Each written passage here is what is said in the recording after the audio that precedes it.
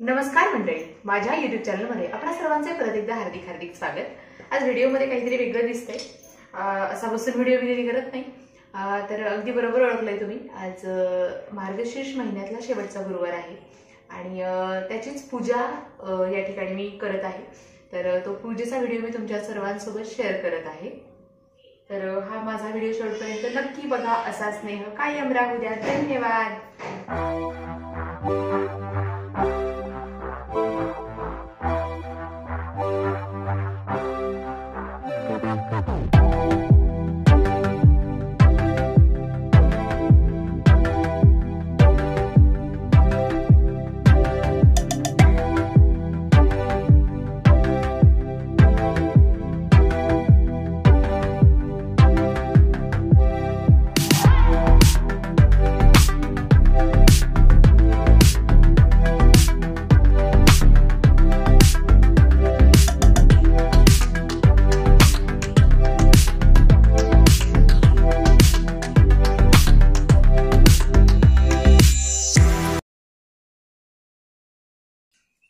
तर या ठिकाणी सगळ्यात आधी मी हा जो ब्लाउज पीस आहे, शक्यतो महालक्ष्मीच्या पूजेसाठी लाल रंगाचाच ब्लाउज पीस घ्यावा। तर तो ब्लाउज पीस मी या ठिकाणी छानपैकी टाकून घेतलाय आणि आता या ठिकाणी मध्यभागी तांदूळ टाकणार आहे। तांदूळ असे प्लेट करून घ्यायचे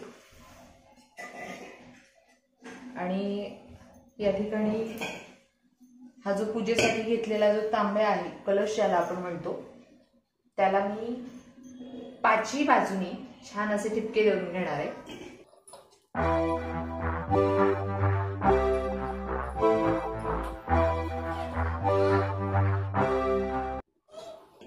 हे असे पाचही बाजूनी ठिपके देऊन झाले। त्यानंतर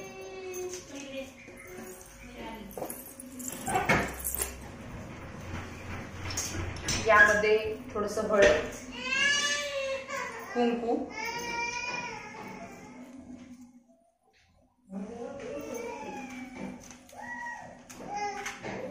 त्यानंतर ही सुपारी टाकते, भरडा सुपारी, पूजेसाठी वापरली जाते ती, आणि पैसा। त्यानंतर ही विड्याची पानं आहेत।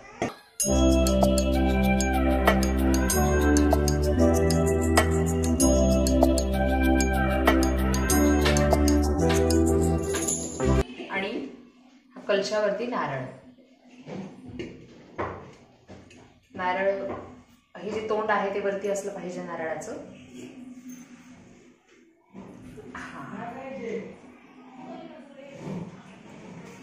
आणि या ठिकाणी फायनली महालक्ष्मीची जी माझ्याकडे प्रतिमा आहे, जो फोटो आहे तो या ठिकाणी मी ठेवलेला आहे।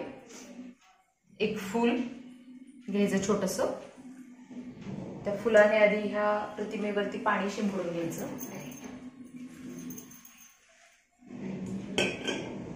त्यानंतर थोडंसं दूध, त्यानंतर थोडंसं पाणी आणि कागदाने ते छानपैकी पुसून घ्यायचं।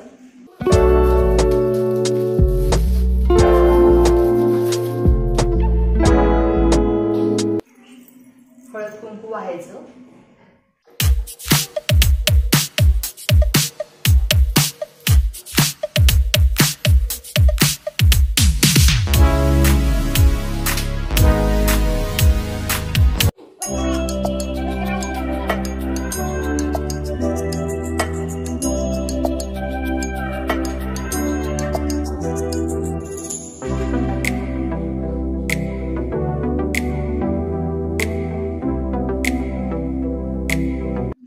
वस्त्रमाळ 2 लागतील, एक कलशासाठी आणि एक प्रतिमेसाठी।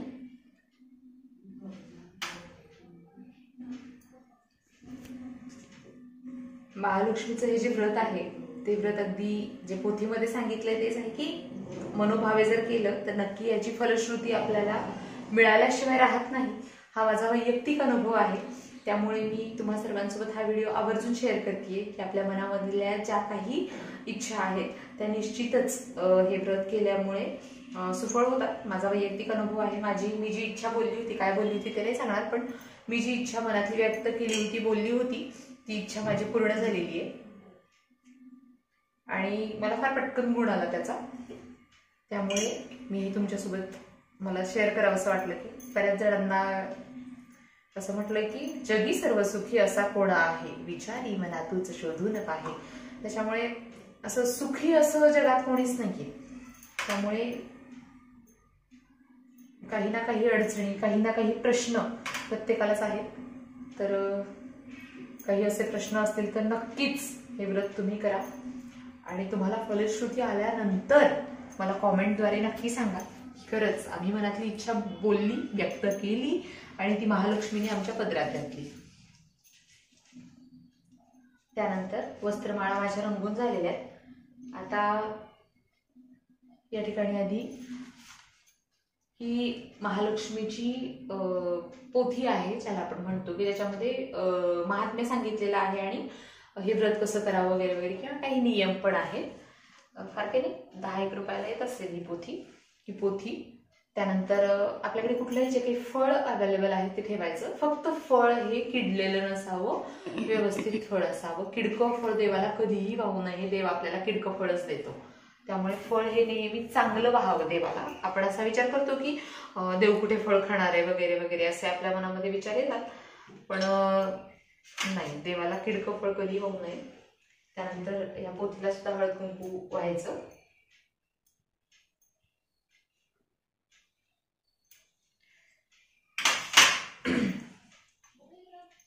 त्यानंतर ही वस्त्रमाळ कलशाला घालतीये मी आणि ही जी वस्त्रमाळ आहे ती महालक्ष्मीला घालतीये.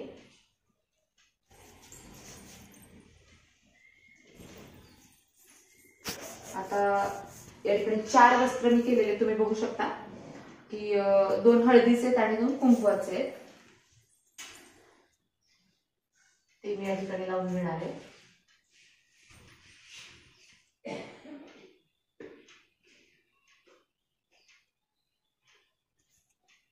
मला बरीच सजावट करण्याची इच्छा होती आजच्या दिवशी, पण अमावस्येला हा जो गुरुवार आला त्यामुळे बऱ्याच गोष्टी अडल्या. अमावस्या आल्यामुळे फार अडचणीचं झालं. ठीक आहे, आता नाही, पुढच्या वर्षी नक्कीच करेन.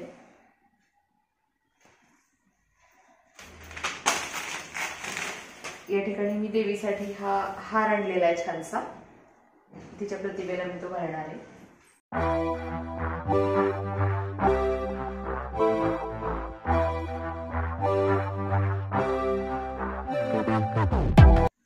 या ठिकाणी तुम्ही बघू शकता.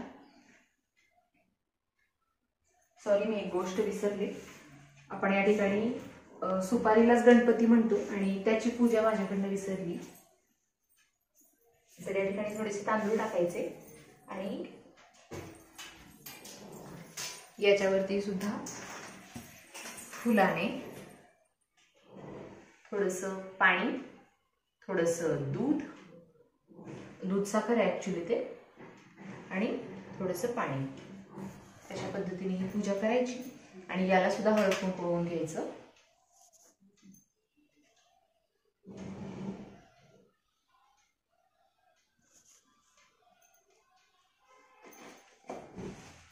आता माझ्याकडे फुलं आहेत. आपल्याला वाटते तितकी फुलं आपण या ठिकाणी होऊ शकतो. मागच्या वेळेस मला खूप छान फुलं मिळाली होती मागच्या गुरुवारी, तशी ह्या वेळेस वाटत नाहीये. फार सुंदर सुंदर होती, गुलाबाची वगैरे फुलं मिळाली होती त्यावेळेस. आज इकडे आमच्या भागामध्ये वेळा अमावस्या सुद्धा असते आणि त्यामुळे शेतात पूजा असते, त्यामुळे बरेच जण तिकडेच गेलेले असतात. त्यामुळे आज थोडंसं काही मिळणं अवघड असतं. त्यांच्यासाठी खूप महत्त्वाचा असतो आजचा दिवस.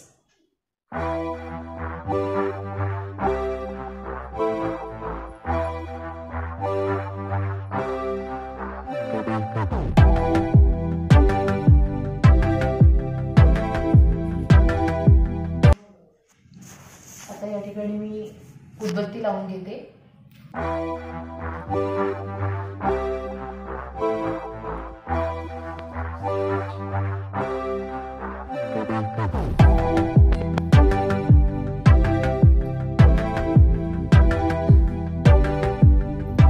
अशा पद्धतीने पूजा संपन्न झालेली आहे.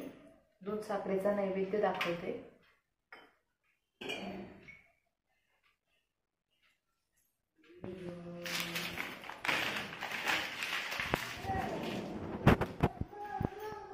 आता मी पोथी वाचायला सुरुवात करत आहे महालक्ष्मीची. आवर्जून ऐका. ऐकल्यानंतर बराचसा फरक पडतो असं ऐकू नये. श्री लक्ष्मीची कृपा आपल्यावर व्हावी. तिने आपल्या घरात वास करावा. पैसा, शांती, समाधान घरात नांदावे म्हणून श्री महालक्ष्मीचे व्रत करतात. हे व्रत केल्याने मनातल्या सर्व इच्छा पूर्ण होतात. श्री महालक्ष्मीची अनेक नावे, अनेक रूपे आहेत. पार्वती, सिंधुकन्या, महालक्ष्मी, लक्ष्मी, राजलक्ष्मी, गृहलक्ष्मी, सावित्री, राधिका, रासेश्वरी, चंद्रा, गिरिजा, पद्मा, मालती, सुशीला अशा विविध नावांनी श्री महालक्ष्मी ओळखली जाते. अशा या सर्वांभूती असलेल्या श्री महालक्ष्मीची ध्यानी घ्यावी. अशी ही कहाणी आहे द्वापार युगातली. आपल्या भारतातील सौराष्ट्र देशात घडलेली. तेथे एक राजा राज्य करीत होता. त्याचे नाव भद्रश्रवा. तो शूर होता, दयाळू होता आणि प्रजादक्ष होता. 4 वेद, 6 शास्त्रे, 18 पुराणे यांचे ज्ञान त्याला होते. अशा या राजाच्या राणीचे नाव होते सुरतचंद्रिका. राणी रूपाने सुंदर होती, सुलक्षणी होती आणि पतिनिष्ठ होती. त्यांना एकूण 8 अपत्ये होती, 7 पुत्र आणि त्यांच्यानंतर झालेली एक कन्या. राजा राणीने कन्येचे नाव श्यामबाला ठेवले होते. एकदा देवीच्या मनात आले आपण राजाच्या राजप्रासादी राहावे. त्याने राजा आणखी सुखी होईल, प्रजेलाही तो आणखी सुख देईल. गरीबाकडे राहिले तर सगळ्या संपत्तीचा तो एकटाच उपभोग घेईल. म्हणून देवीने एका म्हातारीचे रूप घेतले. फाटकी वस्त्रे ल्याली, आधारासाठी हातात काठी घेतली आणि काठी टेकत टेकत ती राणीच्या महालाच्या दाराशी आली. तिला पाहताच एक दासी पुढे आली. तिने म्हातारीला विचारले, कोण ग बाई तू? कुठून आलीस? काय काम काढलंस? तुझं नाव काय? गाव काय? काय हवं तुला? म्हातारीचे रूप घेतलेली श्री महालक्ष्मी म्हणाली, माझं नाव कमलाबाई, द्वारकेला राहते मी. तुझ्या राणीला भेटायला आले. कुठे आहे ती? दासी म्हणाली, राणी साहेब महालात आहेत. त्यांना सांगायला गेले तर त्या माझ्यावरच रागावतील. तुला त्या कशा भेटतील? तुझा अवतार पाहून तुला त्या हाकलूनच देतील. तू इथेच थोडा वेळ आडोशाला थांब. म्हातारीला राग आला. ती संतापून म्हणाली, तुझी राणी गेल्या जन्मी एका वैश्याची पत्नी होती. तो वैश्य फार गरीब होता. त्यावरून त्या दोघांची नेहमी भांडणे होत. नवरा तिला मारहाण करी. ह्या त्रासाला कंटाळून एक दिवस ती घर सोडून गेली आणि जंगलात उपाशी तापाशी भटकू लागली. तिची अवस्था पाहून मला तिची दया आली. मी तिला ऐश्वर्य, सुख आणि संपत्ती देणाऱ्या श्री महालक्ष्मी व्रताची माहिती सांगितली. त्याप्रमाणे तिने ते व्रत केले. तिच्या व्रताने महालक्ष्मी प्रसन्न देणाऱ्या महालक्ष्मीची व्रताची माहिती सांगितली. तिच्या व्रताने महालक्ष्मी प्रसन्न झाली. तिचे दारिद्र्य संपले. तिचे घर, संपत्ती समृद्धीने भरले. तिच्या जीवनात आनंद भरला. लक्ष्मी व्रत केल्यामुळे मृत्यूनंतर ती दोघे पती पत्नी लक्ष्मी लोकात वैभवात राहिली. या जन्मी त्यांचा जन्म राजकुळात झाला आहे. देवीच्या कृपेने ती आता राणीपदावर बसली आहे. पण लक्ष्मी व्रताचा तिला आता विसर पडला आहे. त्याचीच आठवण करून देण्यासाठी मी इथे आली आहे. म्हातारीचे बोलणे ऐकून दासीच्या मनात जिज्ञासा निर्माण झाली. आठवण करून देण्यासाठी मी इथे आली आहे. म्हातारीला पाणी दिले, नमस्कार केला आणि म्हणाली, मग मला सांगाल ते व्रत? मी करीन ते नेमाने. उठणार नाही, मातणार नाही, घेतला बसा टाकणार नाही. म्हातारीने दासीला लक्ष्मी व्रताची माहिती सांगितली. मग ती उठली व काठी टेकीत निघणार तेवढ्यात राणी तरातरा महालातून बाहेर आली. फाटक्या वस्त्रातील म्हातारीला पाहताच ती संतापल्याने उर्मटपणे म्हणाली, कोण ग तू थेरडे? इथे कशाला आलीस? जा इथून. तिने पुढे येऊन म्हातारीला घालवून दिले. ती म्हातारी म्हणजे प्रत्यक्ष महालक्ष्मीच होती हे राणीला कळले नाही. राणीचा तो उर्मटपणा पाहून महालक्ष्मीने तिथे न थांबता स्वस्थानी जाण्याचे ठरवले. राणीचा महाल सोडून म्हातारी निघणार तोच एक मुलगी लगबगीने बाहेर आली. ती मुलगी होती राजकन्या श्यामबाला. तिने येऊन म्हातारीला नमस्कार केला आणि कळवळून म्हणाली, आजी रागावू नका. माझी आई चुकली. तिच्यासाठी मला क्षमा करा. मी तुमच्या पाया पडते. राजकन्येचे ते बोलणे ऐकून श्री महालक्ष्मीला तिची दया आली. तिने श्यामबालाला लक्ष्मी व्रताची माहिती सांगितली. तो दिवस मार्गशीर्ष महिन्यातला पहिला गुरुवार होता. पुढे त्या दासीने लक्ष्मी व्रत केले. तिची स्थिती सुधारली. दासी पण सोडून ती सुखाने संसार करू लागली. राजकन्या श्यामबालानेही भक्तिभावाने सांगितल्याप्रमाणे श्री महालक्ष्मी व्रत केले. सगळे नेमधर्म पाळून दर गुरुवारी तिने ते व्रत केले. शेवटच्या गुरुवारी उद्यापन केले. लवकरच श्यामबालाचा विवाह मालाधर नावाच्या राजपुत्राशी झाला. तिला राजवैभव मिळाले. लक्ष्मी व्रताच्या प्रभावाने तिचा संसार सुख समाधानात चालू लागला. पण इकडे भद्रश्रवा व राणी चंद्रिका यांना हळूहळू वाईट दिवस दिसायला लागले. त्यांचे राज्य गेले, त्यांचे सगळे वैभव ऐश्वर्य लयाला गेले. चंद्रिका राणी होती ती स्थिती आता बदलली. अन्न पाण्यालाही ती महाग झाली. भद्रश्रवाला फार वाईट वाटे, पण तो तरी काय करणार. एक एक दिवस चिंतेने उगवत होता, तसाच मावळतही होता. एक दिवस भद्रश्रवाला वाटले मुलीकडे जावे, तिला पाहावे आणि 4-8 दिवस तिच्याकडे राहावे. त्याप्रमाणे तो जावयाच्या राज्यात आला. चालून चालून तो खूप दमला होता, म्हणून थोडा वेळ विश्रांती घेण्यासाठी तो एका नदीच्या काठी बसला. राणीची दासी नदीवर येत होती. तिने भद्रश्रवाला ओळखले. दासी धावत महालात गेली. राजाला बातमी सांगितली. श्यामबालालाही ते समजले. श्यामबाला आणि मालाधरने रथ पाठवून भद्रश्रवाला मोठ्या मान सन्मानाने राजवाड्यात आणले आणि त्याचा आदर सत्कार केला. काही दिवस जावयाचा आणि मुलीचा पाहुणचार घेत भद्रश्रवा राजवाड्यात राहिला. आता परत जायचे विचार त्याच्या मनात घोळू लागले. जावयाला त्याने तसे सांगितले. जावयाने संमती दिली. भद्रश्रवा परत जायला निघाला. तेव्हा श्यामबालाने एक हंडा भरून धन पित्याला दिले. तो हंडा घेऊन भद्रश्रवा घरी आला. मुलीने धनाने भरलेला हंडा दिला आहे हे ऐकून सूरजचंद्रिकेचा आनंद गगनात मावेना. घाईघाईने तिने हंड्यावरचे झाकण काढले. आत पाहते तर काय, हंड्यात धन नव्हतेच, होते फक्त कोळसे. महालक्ष्मीच्या अवकृपेने हंड्यातल्या धनाचे कोळसे झाले होते. चंद्रिकेने कपाळावर हात मारून घेतला. भद्रश्रवा हा चमत्कार पाहून चकित झाला होता. दुःखाचे दिवस संपत नव्हते, दारिद्र्याचे भोग सुटत नव्हते. सूरजचंद्रिकेला एक एक दिवस काढताना जीव मेटाकुटीला येत होता. एक दिवस सूरजचंद्रिकेच्या मनातही लेकीला भेटायची इच्छा निर्माण झाली. त्याप्रमाणे ती लेकीच्या घरी जाण्यासाठी निघाली. तो दिवस मार्गशीर्ष महिन्यातला शेवटचा गुरुवार होता. सूरजचंद्रिका लेकीच्या घरी पोहोचली तेव्हा श्यामबाला व्रताचे उद्यापन करीत होती. श्यामबालेने आईकडूनही महालक्ष्मी व्रत करवून घेतले. 4 दिवस मुलीकडे राहून सूरजचंद्रिका परत आपल्या गावात आली. लक्ष्मी व्रत केल्यामुळे काही दिवसातच त्यांना त्यांचे पूर्वीचे वैभव परत मिळाले. राज्यप्राप्ती झाली. पुढे काही दिवसांनी आई वडिलांना भेटण्यासाठी म्हणून श्यामबाला माहेरी आली. पण बाप भेटायला गेला असताना त्याला श्यामबालेने कोळसा भरलेला हंडा तरी दिला होता, पण आपल्याला मात्र काहीच दिलं नाही हा राग राणीच्या मनात होता. त्यामुळे श्यामबालेचे व्हावे तसे स्वागत कोणी केले नाही. राणीने एक प्रकारे तिचा अपमानच केला होता. पण श्यामबालेला आईचा राग आला नाही. ती पुन्हा आपल्या घरी जाण्यासाठी निघाली. निघताना तिने पूर्वी बापाला दिलेला हंडा परत घेतला, त्यात मीठ भरले व तो हंडा घेऊन ती आपल्या सासरी आली. स्वगृही आल्यावर मालाधरने श्यामबालेला विचारले, माहेराहून काय आणलंस? श्यामबालेने बरोबर आणलेल्या हंड्याकडे बोट दाखवत मालाधराने झाकण काढून आत पाहिले तर हंड्यात मिठाचे खडे. मालाधराने चकित होत पत्नीला विचारले, हे काय? या मिठाचा काय उपयोग? श्यामबाला म्हणाली, थोडं थांबा म्हणजे कळेलच. त्या दिवशी श्यामबालाने कुठल्याच पदार्थात मीठ घातले नाही. सगळेच पदार्थ आणि मालाधर जेवायला बसल्यावर तिने त्याला सगळे पदार्थ वाढले. सगळे जेवण त्याला अळणी लागले. मग श्यामबालाने पानात थोडे मीठ वाढले. अन्न पदार्थात ते मिसळताच बेचव अन्नाला चव आली. हा मिठाचा उपयोग, श्यामबाला पतीला म्हणाली. मालाधरलाही तिचे म्हणणे पटले. थोडक्यात जे कोणी महालक्ष्मी व्रत श्रद्धेने आणि मनोभावे करील त्यांना श्री महालक्ष्मी प्रसन्न होऊन त्यांच्यावर तिची कृपा होईल. पण श्रीमंती आल्यावर सुद्धा माणसाने उतू नये, मातू नये, नित्यनेमाने श्री महालक्ष्मी व्रत करावे. देवीचे मनन चिंतन करावे, म्हणजे देवी सदैव तुमच्या पाठीशी उभी राहील, तुमची कामना पूर्ण करील. श्री महालक्ष्मीची ही कथा कहाणी गुरुवारची सुफळ संपूर्ण. ओम महालक्ष्मी नमः. ओम शांती शांती शांती. सुख करता दुःख हरता वार्ता विघ्नाची, नुर्वी पूर्वी प्रेम कृपा देवाची, सर्वांगी सुंदर औटी शेंदुराची, कंठी झळके माळ मुक्ता फळाची. जय देव जय देव जय मंगलमूर्ती, दर्शन मात्रे मान स्मरणे मात्रे मान कामना पूर्ती. जय देव रत्न खचित पहरा तुझ गौरी कुमरा, चंदनाची ओटी कुमकुम केशरा, हिरे जडित मुकुट शोभतो बरा, ऋणजडती नुपुरे चरणी घागरिया.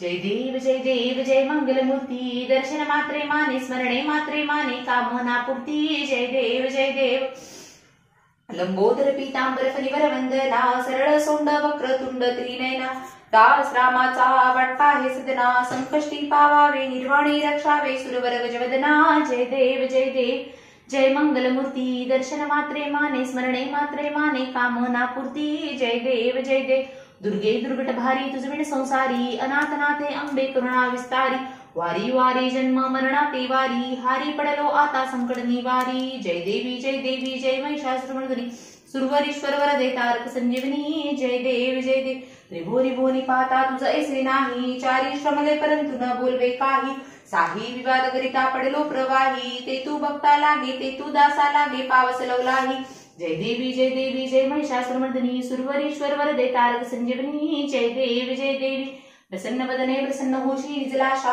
क्लेशापासून सोडी दुःखापासून तोडी तोडी भोपाशा अंबे तुझ वासून कोण पुरविलाशा नरन कल्लीन झाला पदवन कल्लेशा जय देवी जय महिषासुरमर्दिनी सुरवरीश्वर वरदे तारक संजीवनी जय देवी शेषाचल अवतार तारक तू देवा सुरवर मुनिजन भावे करीती तव सेवा कमला रमणा अससी अगणित गुण ठेवा कमलाक्षा मज रक्षी सत्वर वर द्यावा जय देव जय व्यंकटेशा केवळ करुणा सिंधू पूर्वीची आशा जय देव हे निज वैकुंठ म्हणून ध्यातो मी तू ते दाखविसी गुण कैसे सकळिक लोकाते देखुनी तुझे स्वरूप सुख अद्भुत होते ध्याता तुझला श्रीपती दृढ मानस होते जय देव जय व्यंकटेशा केवळ करुणा सिंधू पूर्वीची आशा जय देव जय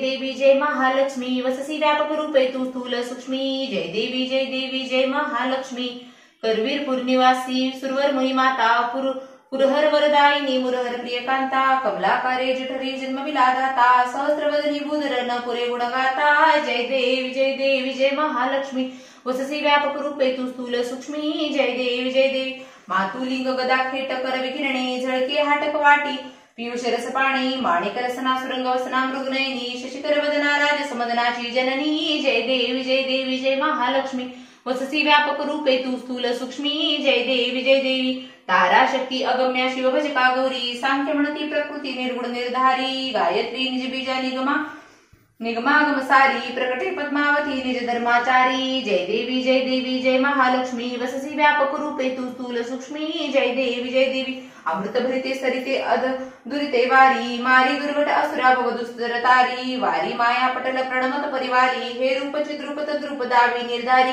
जय देवी जय महालक्ष्मी वससी व्यापक रूपे तू स्थूल सूक्ष्मी जय देवी चतुरांनी कुश्चित कर्माच्या ओळी लिहिल्या असतील माते माझे निज भाडी पुसोनी चरण तळी पदसुमने क्षाळी मुक्तेश्वर नागर क्षीरसागर बाकी जय देवी जय महालक्ष्मी वससी व्यापक रूपे तू स्थूल सूक्ष्मी जय देवी कर्पूर गौरम करुणावतारम संसार सारम भुजगेंद्रहारम सदा वसंतम हृदयारविंदे भवम भवानी शैत्यम नमामि मंदारमाला कपालकाये कपालमालांजित शेखराय दिगंबराय नमः शिवाय हरि ओम कर्पूरार्तिकं दीपं दर्शयामि यज्ञमय जयन्ति देवाः सानि धर्माणि प्रथमान्यासन्न ते हनाकं महिमाना सजन्त्रत्र पूर्वे हे साध्याः सन्ति देवाः ओम राजाधिराजाय प्रसय्य साहिने नमो वयं वै श्रवणाय कुर्महे समे कामाय मह्यं कामे श्रवणो ददातु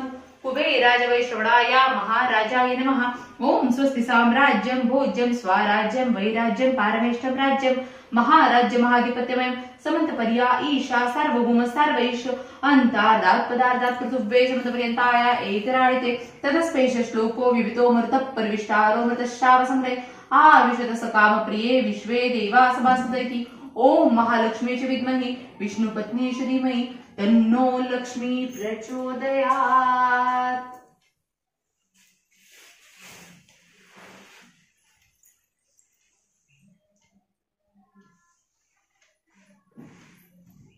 बंद